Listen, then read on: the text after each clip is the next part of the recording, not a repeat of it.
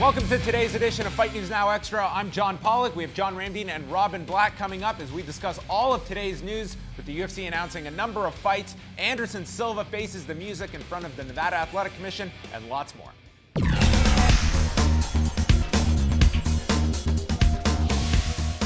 Anderson Silva and his legal team appeared in front of the Nevada Athletic Commission on Thursday for Silva's disciplinary hearing following 2 positive drug tests in the month of January.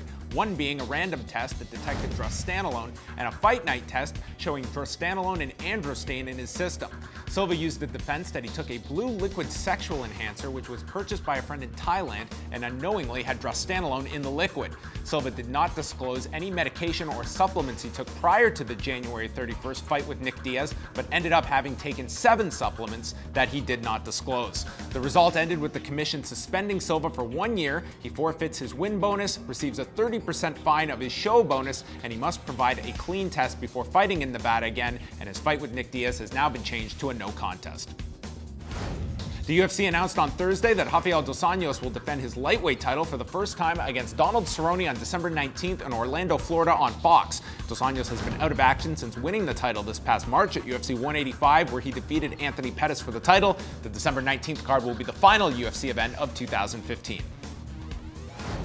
It was reported on UFC Tonight by Ariel Helwani that Fabricio Werdum will defend his UFC heavyweight title against the man he defeated for the gold, Cain Velasquez. The rematch does not have a date or a venue announced as of yet. The two fought in June at UFC 188 in Mexico City, with Werdum submitting Velasquez in the 3rd round to win the title, which Velasquez had held since 2012. MMA Junkie reports that another heavyweight bout is in the works, which will see Stipe Miocic and Ben Rothwell collide at the October 24th card in Dublin, Ireland. The fight has not been officially announced, but both are major players in the heavyweight mix. Miocic is coming off a brutal TKO victory over Mark Hunt from this past May in Australia, and Rothwell last fought in June, submitting Matt Mitrione. I am here with Robin Black and John Ramdeen, coming out of a 5-hour Nevada Athletic Commission hearing, 2 of which were designated for former middleweight champion Anderson Silva. You both lasted. You're both still standing. What a hearing that was. Let me field this one. I would like to offer up to all Anderson Silva fans 2 possibilities here, 2 ways that you can view Anderson Silva. One is he is a flaccid man, so desperate for an erection that he will be stupid enough to take some blue boner juice from some guy named Marco Fernandez from Thailand, thus failing a test.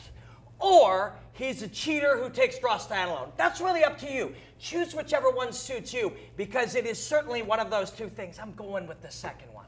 Well, we have to also, Anderson Silva, a master of misdirection inside of the cage, proving that he is a master of misdirection in life, confusing everybody so much so that you believe that he was going to get 2 years for this. What happens? He doesn't get that. The fight's a no contest, and he will be able to make millions of dollars because the UFC running out of stars. They've proven Ronda Rousey and Conor McGregor, with all the antics that Anderson's been doing since his arrival in the UFC. It continues, and I wouldn't be surprised if next year he makes a boatload of money. Was this a fair punishment in your estimation? Well, based on the fact that there's no consistency. We're seeing some guys suspended for 9 months. We're seeing some guys suspended for years. I think everybody's just trying to figure out the landscape of things, and I think because of Anderson Silva's antics and his inability to answer the questions, they have no options. You know what actually bothers me oddly? It's like, this is a sport that at different times has had different cultures. And definitely the use of performance enhancing has been a part of the early culture, and then it had to find its way through time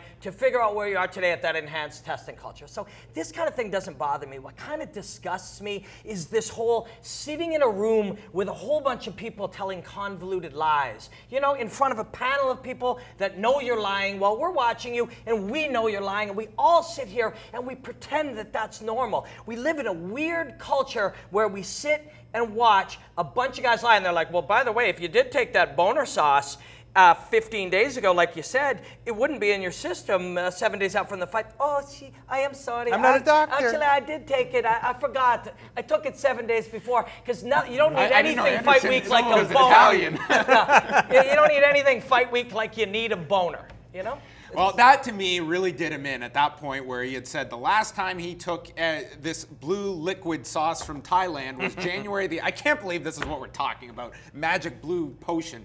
But he said the last time he took it was January 8th. He was randomly tested January 9th. That was the drostanolone test. Then on January 31st, that was when he failed his post-fight test where there was still drostanolone. And that's when they had Dr. Eichner on the phone to state that it would have been out of his system by that point.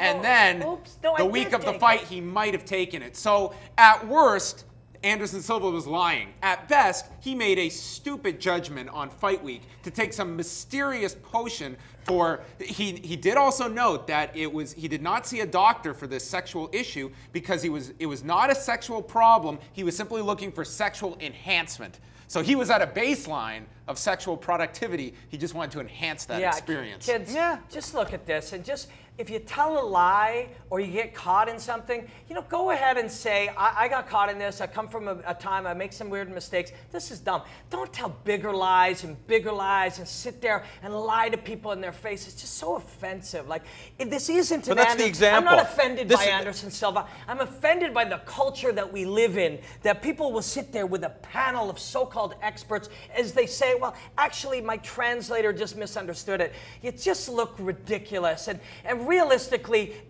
why is everybody excited about Donald Trump? The guy's a moron. He's standing up and he's telling everybody what. It's just that this is so nonsensical. And we all sit around and we look at it and we try to make sense of it. Yeah, but Anderson Silva, it's the same type of situation. If you read the book Pound for Pound, he has his opinion of the UFC and the landscape. And we all know these guys are individual contractors. So Anderson Silva doesn't care. He doesn't care who he affects. All he cares about is his team and his family. And when he leaves the UFC or leaves mixed martial arts, he leaves with the biggest chunk of the pie humanly possible. And Anderson Silva is going to be one of these guys that leaves MMA wealthy, one of the very few people. And honestly, that's what you'd like to see. He's a great fighter. The worst moments of Anderson Silva's career are these weird, disgusting, I don't think he cares. odd things. The best moments are when he goes and he fights beautifully and performs like an amazing athlete. Do you expect that he will fight again? Last question. Yes, of course. He's going to make a lot of money. It only makes sense. This is what he does. All right. That wraps it up for us, everybody. Stay tuned for more of Fight News Now Extra.